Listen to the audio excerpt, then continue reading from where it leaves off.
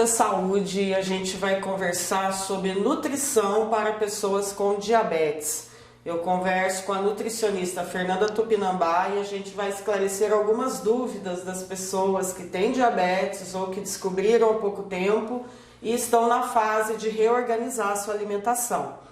Fernanda, bom dia. Bom dia. Fernanda, a pessoa diabética, ela tem que se restringir de tudo? Porque quando ela descobre isso, ela fica, ai meu Deus, eu não vou poder comer mais nada do que eu gostava de comer. É assim? Não, não é bem assim, né? Geralmente quando recebe o diagnóstico de diabetes, pensa que é o fim da linha. E agora o que eu vou fazer? Mas hoje em dia a gente sabe que não é bem assim. Com a reeducação alimentar, então rever hábitos, né, fazer os ajustes necessários, se consegue ter uma alimentação equilibrada e saborosa e o controle da glicemia fica legalzinho. Bom, tem alguns alimentos que eles naturalmente têm açúcar, né? A pessoa precisa banir?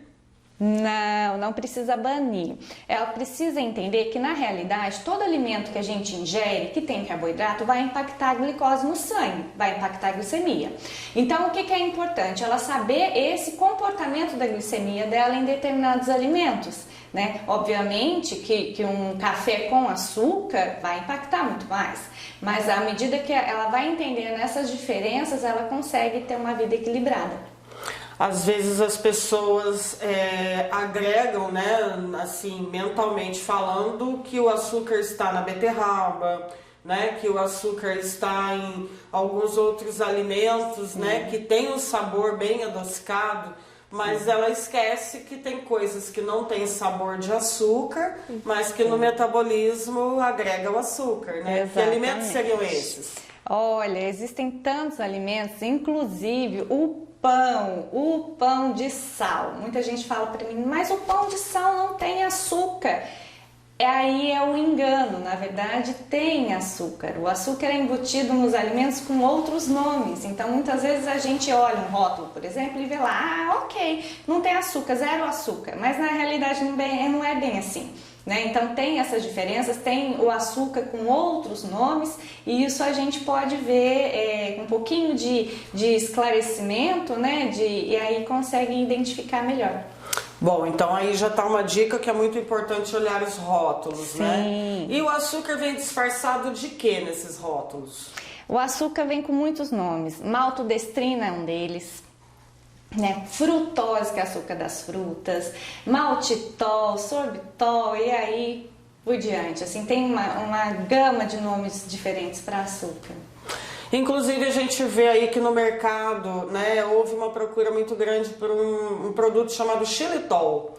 É saudável? Xilitol é um adoçante natural em comparação ao açúcar, sim, ele é um adoçante que é mais saudável, mais natural e aí pode ser benéfico, sim. Mas usado com moderação. Sempre, o equilíbrio é a chave, né? Então assim, em pequenas quantidades, dentro de uma dieta balanceada, não vejo problema nenhum. Então a pessoa pode manter sim antigos hábitos com uma certa moderação. É difícil você estar no nível extremo de ter que cortar tudo. Não, é muito difícil, mas ninguém consegue, a gente pensando em diabetes, que é uma doença crônica, ou seja, para o resto da vida, é difícil a gente lidar com a questão de restrição, né? O paciente, ele aceita por um momento e depois ele acaba em desuso e não segue, né? Por isso é tão difícil, mas eu não consigo seguir uma dieta. Então eu costumo dizer que não se trata de uma dieta, se trata de uma reeducação alimentar. E aí, com equilíbrio, é possível sim, com tranquilidade, viver de forma segura e mais leve diabetes. E qual é a dica para começar a mudar esse pensamento? Porque tem uma coisa importante, o ser humano ele é um ser social. Sim. E a gente vive em sociedade com comida. Dificilmente você vai encontrar com uma pessoa e não vai ter um cafezinho, não vai ter um lanche, não vai ter um almoço, enfim. como é que é isso, né? Porque a pessoa já fica pensando que o mundo dela caiu, né? Não vou mais poder ir nos happy hours com o pessoal do trabalho. Não vou mais ir na festinha de aniversário dos meus amigos. Como é que faz isso, né? Como é que trabalha isso mentalmente? Isso é muito importante que você comentou, porque é o seguinte, o importante é a não exclusão, porque comer é um ato social, é prazeroso e é necessário. Então, o fato de ter diabetes não quer dizer que não possa socializar, não possa comer, muito pelo contrário, existem sim exceções a serem feitas e esse momento ele é prazeroso e é necessário, como eu falei. Então não vejo problema nenhum, desde que, lógico, com consciência, com moderação, e aí tudo fica mais tranquilo, né? E qual é a base de uma dieta saudável para o diabético? Comidas de verdade, não só para os diabéticos, mas para todos nós, seres humanos. Precisamos comer comida. Então é aquilo, é o arroz, é o feijão, é o legume, é a fruta, é a verdura, menos embalagens, né? Hoje em dia, pela praticidade, pela correria do dia a dia, então o que as pessoas pensam? É o prático, vou no supermercado, desembalo e como. Mas não, a gente precisa voltar para a base. O que é a base? É o alimento, é o que a natureza nos oferece. Então é aquilo, é um prato bem feito, bem estruturado, realmente arroz, feijão, e não é caro, se for parar para pensar, é a comida nossa do dia a dia. Essa é a base, uma ótima hidratação e atividade física, muito importante também. Bom, e aí a gente entra nos sucos, né? Os sucos de fruta. A fruta é naturalmente doce, Sim. Né? E existe alguma restrição de sucos, né, para a pessoa? Porque a gente sabe que a diabetes também ela tem diversos níveis, né? Você tem o leve, o moderado, alguns casos o extremo. E aí, como trabalhar a frutose, como trabalhar o suco de fruta nessa dieta? Sim, costumo dizer assim, nada é proibido, desde que se saiba o impacto disso. Então, assim, óbvio que um suco de uva, por exemplo, ele tem altos índices de carboidrato. Então, o que eu oriento? Sempre preferia sucos como maracujá, por exemplo, de baixo índice glicêmico. Então, maracujá, limão, essas frutas, né, acerola, enfim, com baixo índice glicêmico e ok. O que a gente não pode fazer é sempre optar por sucos mais doces. Então, um suco de melancia, um suco de manga, enfim, vai ter um impacto maior. Mas desde que seja com moderação também, não há problema. Consumir uma vez ou outra não Sim, vai fazer mal, não. né? Porque às vezes a pessoa gosta muito, né, daquele determinado alimento. E aí não precisa tirar da refeição, né? Excluir totalmente, não é necessário. Um desses exemplos é o chocolate, né? Tem pessoas que são chocolatras. E daí? Como lidar com isso? O chocolate é o campeão, né? Todo mundo gosta. Quem não gosta de chocolate, né? Mas eu costumo dizer que existem chocolates e chocolates, existem opções mais interessantes. Então, ao invés de um chocolate ao leite, que é rico em gorduras saturadas e açúcares, enfim, optar sempre por uma opção mais saudável. Então, 70% cacau é uma opção mais interessante. Quanto maior o nível de cacau, menor o impacto na glicemia. Leite condensado. Leite condensado não é indicado. Então, né? E é uma das coisas que as pessoas... eu tiro tudo, menos o pudim de leite. Aí vai da consciência, né? E aí vai, uma boa educação em diabetes, que a gente costuma dizer, né? Aprendendo exatamente o que fazer nesses momentos, em ocasiões muito especiais, aí dá para se abrir uma exceção. Mas como eu digo, sempre com muita educação, muito alinhado, tratamento muito justinho, e aí a gente pode estudar caso a caso, sempre com acompanhamento profissional. Sim, e crianças, né? É muito difícil você fazer dieta numa criança, porque ela vai na escola, os coleguinhas estão comendo aquela bolacha recheada, Sim. Né? Aquela coxinha. E Exatamente. aí, como é que a gente lida? Porque o diabetes não tem idade, né? Sim, e hoje em dia está cada vez mais comum em crianças pequenininhas.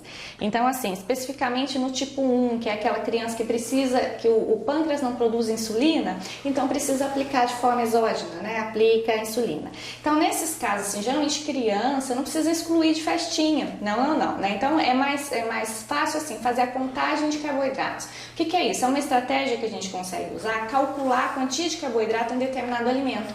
E aí ela consegue com segurança aplicar a dose, fazer a contagem, aplicar a dose de insulina e comer aquele brigadeiro, por exemplo, numa festa, uma fatia de bolo, né? Sempre com supervisão do adulto, no controle da monitorização da glicemia e da medicação. Aí sim, tudo bem.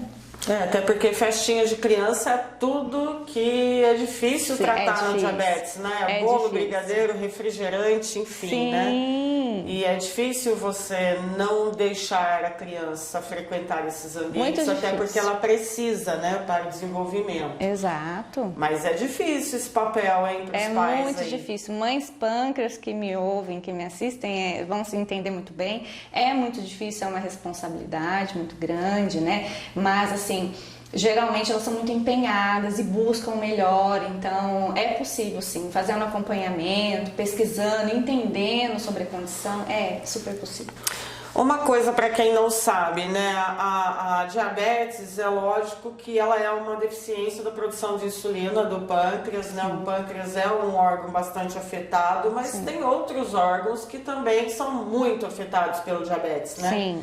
Que órgãos são esses? Se mal controlado, né, costumo dizer que uma doença crônica, se você tem um bom controle, possivelmente evita-se complicações, né? Mas assim, se tratando de uma doença sem controle, o que eu digo sem controle? Níveis elevados de glicose, né? Então, o que pode acometer? Pode prejudicar a visão, pode prejudicar rins, pode prejudicar pés, pele e assim, inúmeras complicações podem surgir nos vasos sanguíneos, então assim, coração e pega o corpo todo. Então é muito importante para que se tenha esse controle, porque é uma doença silenciosa, a gente não vê, mas aí o coração, todo o corpo vai sentindo o impacto desses níveis altos de glicose no sangue e aí acaba comprometendo. Eu fiz essa pergunta porque muita gente que eu conheço que tem diabetes fala, eu vou aplicar uma insulina e tá tudo bem. Não é bem assim, né? Não é bem assim, porque o que a gente não enxerga, a gente não corrige, a gente não sabe o que está acontecendo. Hoje em dia tem vários meios de se visualizar essas flutuações da glicemia, né? Tem um aparelho que chama Freestyle Libre, que se implanta aqui no braço, eu até mesmo tenho, que a gente consegue perceber na alimentação todo o impacto da glicose, então assim... Aí, subiu a glicose, aplica insulina, faz correção, mas à medida que a pessoa não enxerga, aí que está o perigo, aí ela não sabe o que está acontecendo. Bom, e é um assunto que é bastante importante porque hoje o índice de pessoas no mundo com diabetes é muito grande. Enorme, e tem crescido cada vez mais. Então, fica um alerta, procure, né, faça o acompanhamento médico, acompanhamento nutricional para ter uma vida equilibrada e afastar as complicações.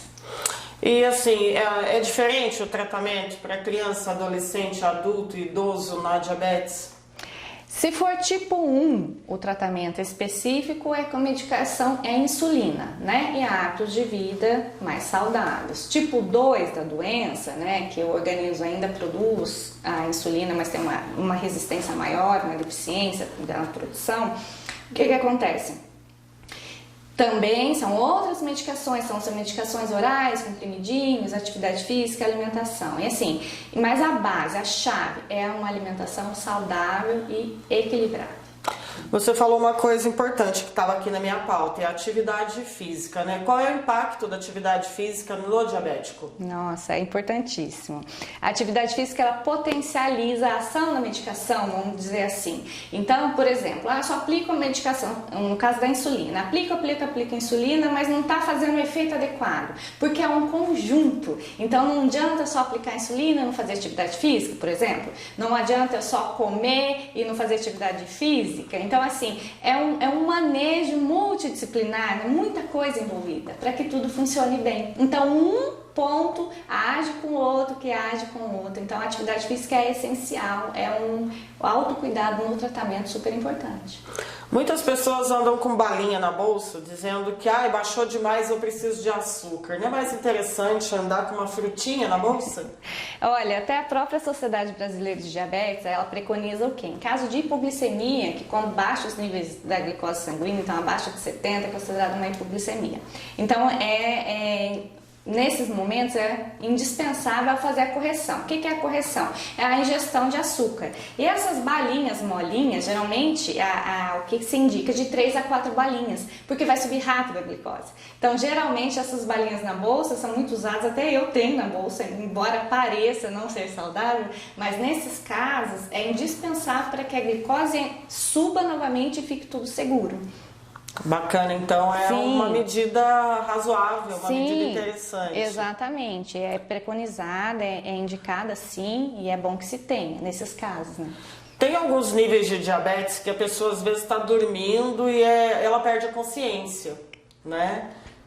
O que fazer nesses casos, né? Porque ela tem que estar sempre sob vigilância. Sim, nesse caso é mais um caso de hipoglicemia noturna, e aí se o nível sanguíneo, da glicose sanguínea baixa muito, pode sim evoluir para uma perda de consciência, né? Então, nesses casos, primeiro de tudo, chamar o SAMU em caso de inconsciência, chama o SAMU porque ele vai prestar os primeiros socorros.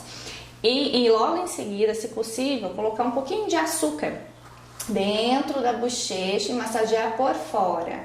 Assim, coloca dentro da boca, fecha, porque às vezes a pessoa entra até em convulsão. E se possível, fazer essa massagem na parte de fora, porque toda a mucosa vai absorver esse açúcar e possivelmente já vai ajudando também no quadro, até que o SAMU chegue. Isso é importante porque existem casos mesmos.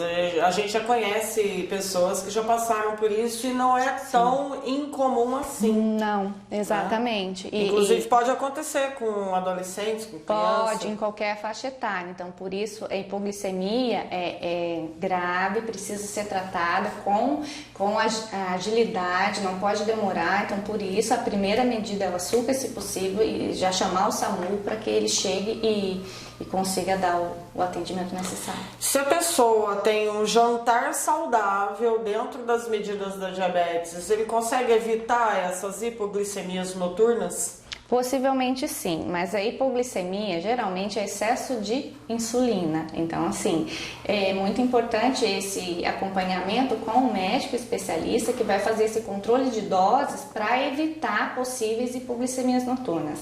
E digo além disso, de ajuste de dose certinha, uma alimentação bem pensada nesses casos à noite para segurar mais glicemia, e aí a gente tem várias medidas que se faz, possivelmente também diminui bem os índices de hipoglicemia.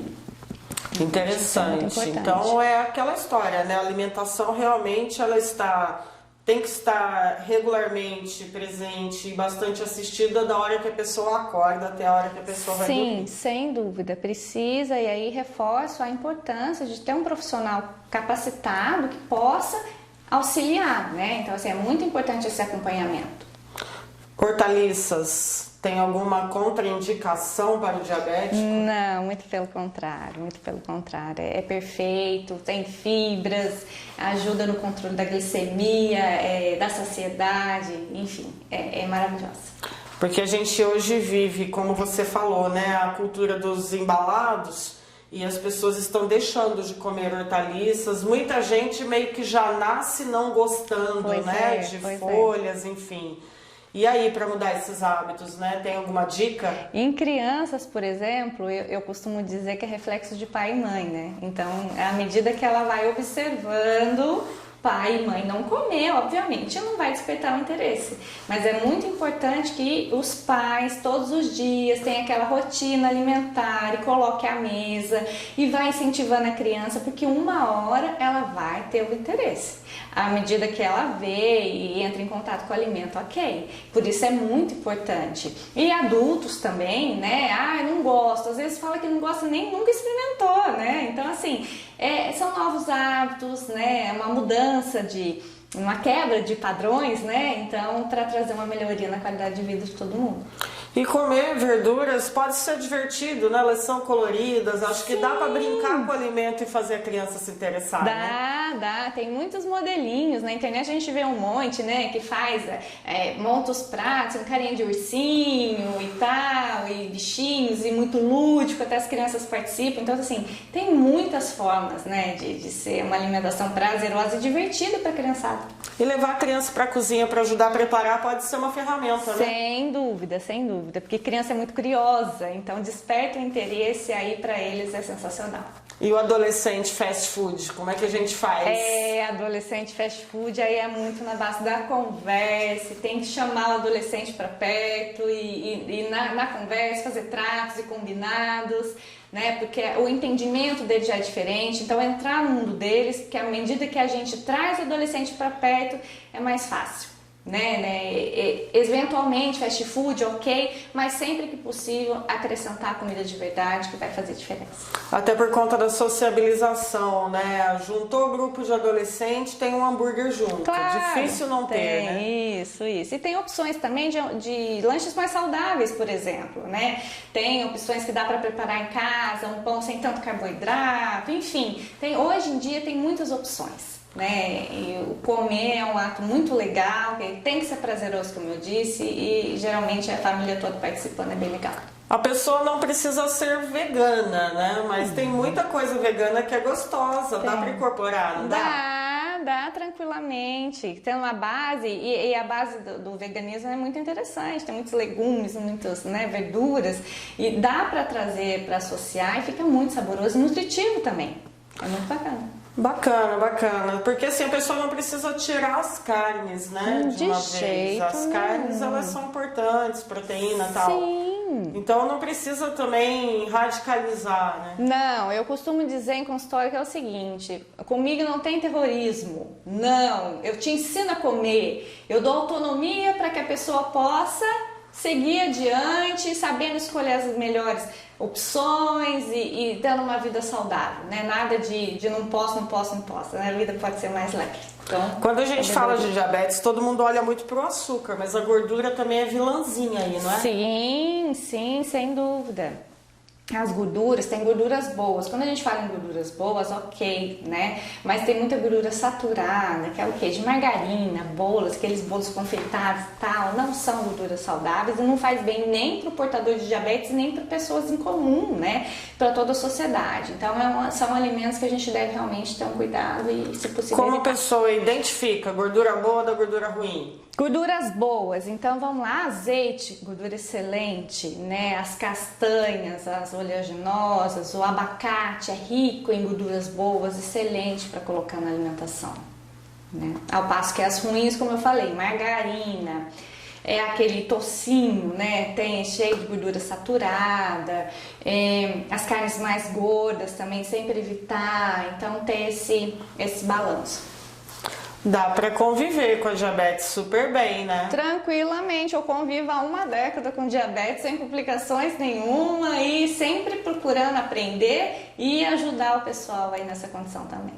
E aquele diabético que gosta da cervejinha no fim de semana, um vinho com os amigos, enfim, como é que é esse lado aí de quem gosta de um drinkzinho? Eu costumo dizer assim, nada é excluído, né? Mas assim, nem tudo convém. Então, assim, cerveja é uma bebida rica em carboidrato. E o carboidrato faz o quê? Sobe a glicemia. Então, eu tomo, sei lá, final de semana eu tomo uma caixa. Então, o que a gente costuma conversar? Vamos ajustar isso? Vamos tentar diminuir um pouquinho? Então, a gente vai diminuindo doses. O vinho seco é mais interessante, né? Claro que eu não estou induzindo consumo de bebida alcoólica, que não é saudável para ninguém.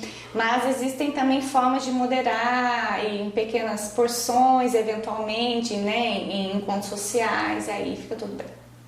Fernanda, e você tem aqui na clínica um projeto bacana, né, para pessoas com diabetes. Como é que funciona? Isso, o projeto chama Projeto Diabetes nas Escolas, né? Eu estou na coordenação do projeto, esse ano começou aqui na cidade. E qual que é o objetivo do projeto? Então, é um projeto do Grupo de Santa Casa de BH, um projeto muito sólido, em que eu fico à disposição das escolas para oferecer treinamento. Então, assim, é um treinamento gratuito, as pessoas podem entrar em contato solicitando, né? Tem uma plataforma EAD também. E qual que é o principal objetivo que eu acho muito bacana? É a capacitação da equipe escolar para atender esse aluno com diabetes. Claro que a responsabilidade de medicação, de alimentação é toda do paciente, mas isso a partir do momento que a equipe escolar, então assim, desde de merendeira, porteiro, professores, enfim, desde que a comunidade escolar conheça sobre o que é diabetes, entenda sintomas de hipoglicemia ou hiperglicemia, às vezes o aluno está muito quietinho, não sabe o que é, né? Às vezes é uma hipo, precisa oferecer uma balinha para ele, então assim, são informações básicas, muito tranquilas, e aí eu vou até a escola e ofereço esse treinamento para eles. Isso é bastante interessante, porque em escolas particulares, algumas têm o serviço de nutricionista dentro da escola, e algumas já têm essa noção no preparo do alimento, né? Isso. Mas a escola pública come todo mundo a mesma coisa, Exato. né? A escola pública é oferecido o cardápio padrão, Sim. independente da condição do aluno, tanto do obeso quanto do diabético e o que tem outro tipo de comorbidade. Sim. E aí, né? Como trabalhar na escola pública isso? Então, na escola pública é muito legal que dá pra gente desenvolver oficinas com os alunos. Por exemplo, tem um aluno diabético, então ok, dentro da opção do cardápio ele pode fazer escolhas que não vai impactar tanto na glicemia dele. Então é muito bacana essa troca, porque é de conhecimento, é aprendizado, tudo muito lúdico, muito tranquilo, e a gente adapta para a realidade de cada escola. Então assim, costumo dizer que é um projeto maravilhoso, só tem a somar, né, e levar aí bastante informação para a equipe escolar. E é legal que você pode impactar também o poder público, tanto municipal, no caso das escolas municipais, quanto estadual, para olhar para esse lado. Sim. Porque às vezes não tem opção no cardápio, ou é aquilo ou é aquilo. Sim. Né? Então a escola pode começar a negociar com o ente público, olha, eu tenho X alunos com diabetes. Vamos ver na rede quanto é que tem? Porque vai ter que mudar essa merenda. Sim. Às vezes, eu digo assim, às vezes a refeição assim, da rede municipal aqui, eu acompanho, é uma refeição muito equilibrada. Ok, tá perfeita. Mas às vezes o aluno tem um pouco de receio de comer, é aquele mito, né? Não posso comer arroz, não posso comer batata, só tem isso no cardápio. Não, qual que é o objetivo? É explicar para ele que se ele comer aquela porção, ok, tá tudo certo, né? É assim, tem, vamos supor, arroz e macarrão. Então a gente explica para ele, olha, vamos escolher entre um e outro, que são duas fontes de carboidrato. Então todo esse processo educacional é muito bacana. Muito bom, muito bom. Acho que é uma sim. contribuição para a sociedade de modo geral e para os entes públicos também, né? Sim. Porque você tem alunos com tudo na escola. Você tem não só as pessoas com deficiência, tem as pessoas com vários tipos de comorbidade. E a escola tem que estar preparada para recebê-las, né? Sim, aí o que acontece? O aluno se sente mais acolhido, a família entrega o aluno naquele período escolar e fica tranquilo, sabendo que o tratamento dele está ok, né? Que ele vai, possivelmente, no momento que precisa aplicar a medicação, no caso de uma alimentação, ele vai poder aplicar e a equipe não vai dizer que não pode, porque existem alguns locais que, infelizmente, por falta de informação, acaba não autorizando. Então, assim, é uma troca muito legal, muito dinâmica e é só para ajudar, né? Eu acho que é tudo muito válido. E essa orientação, ela vai para professores também de, por exemplo, ciências biológicas, que pode tratar o tema alimentação saudável em sala de aula? Perfeito. A gente pode fazer parcerias. Assim, tem alguns centros de referência do próprio projeto nosso, em outras cidades, porque é um projeto muito grande que está sendo espalhado em todo o país. Então, tem alguns centros que estão trabalhando isso justamente, fazendo parceria com professores de biologia, de ciências, para trazer essa temática em sala de aula e trabalhar com os alunos. Porque tem muito aluno que acha ainda, tivemos um caso que foi até comentado essa semana, que os pais de alunos perguntou para o coleguinha se o diabetes pegava. Então, assim, é muita falta de informação ainda, né? Então, o nosso objetivo é deixar tudo mais tranquilo e levar a informação mesmo, que diabetes não pega. O seu filho pode brincar com o coleguinha de escola e tá tudo bem, né? Ele tem uma condição diferente de saúde, mas com tratamento tá tudo certo, né? Não, é interessante que o aluno ele pode ser um difusor dessa informação e levar para casa também. Olha, mãe, é assim, assim, assim. Eu posso comer isso desde que eu não coma aquilo, a gente combina. Porque às vezes a família, não estando informada, ela mantenha aquela pessoa, aquele adolescente, aquela criança também dentro do que ela tem de informação. Exatamente. E você pode fazer a via de mão dupla, né? É, perfeito, porque a criança é multiplicadora. Então, aprendeu na escola, lógico, ela vai ter o maior prazer de chegar e contar para a mãe, chegar e contar para a avó, né? Que de repente o avô também tem diabetes. Então, assim, todo mundo tem a ganhar. É um projeto lindo, né? Que dá para estimular aquelas receitinhas. Exatamente. Então, assim, tem muita coisa para se fazer. E eu acho que Taubaté tem muito a ganhar e estamos aí à disposição. Ok, eu acho que dá para a pessoa ter uma noção bacana de que não precisa realmente, o mundo não acaba quando se é diagnosticado, jeito né? nenhum. Imagina, eu costumo dizer que depois do diagnóstico a gente aprendendo se torna até mais saudável do que antes. E vive, ó, um montão, hein? E acaba agregando uma perda de peso, maior disposição, acaba agregando um monte de coisa legal, né? Nossa, perfeito, é exatamente isso. O sono melhora, a disposição melhora, o colesterol melhora, enfim, olha, é só, todo mundo tem a ganhar, só tem melhoria. Acho que talvez a pessoa tenha que entender que ela tem que ser amigo da diabetes. Exatamente. É uma doença crônica, é para o resto da vida. Ainda a gente não tem cura para diabetes, né? Então, a partir do momento que eu conheço, entendo, eu convivo bem. Então, vamos fazer amizade com ela, né? Sim, isso mesmo. Muito obrigado, Fernanda. Foi bastante esclarecedor aqui esse papo. Acho que deu para as pessoas não ficarem tão assustadas e tão deprimidas, porque às vezes recebe um diagnóstico e fica deprimido, achando que de fato vai ter que mudar tudo. Exatamente. Né? E isso choca, né? O primeiro impacto acaba comprometendo também, né, o emocional da pessoa. Claro. Mas esse papo contigo deu para ver que não é bem assim e dá para conviver numa boa, Sem né? dúvida, dá sim. E assim, quanto mais pessoas souberem dessa informação, a gente precisa disseminar isso, informação de qualidade, né? Como eu disse, é uma condição que merece sim muita atenção, muito conhecimento, mas dá para se viver bem tomando as devidas precauções. Ok, muito obrigada. Eu tenho certeza que uma gama de pessoas vai ficar mais aliviada ouvindo você nessas dicas importantes e nesse esclarecimento. Sim, fico feliz de poder ajudar. Obrigada.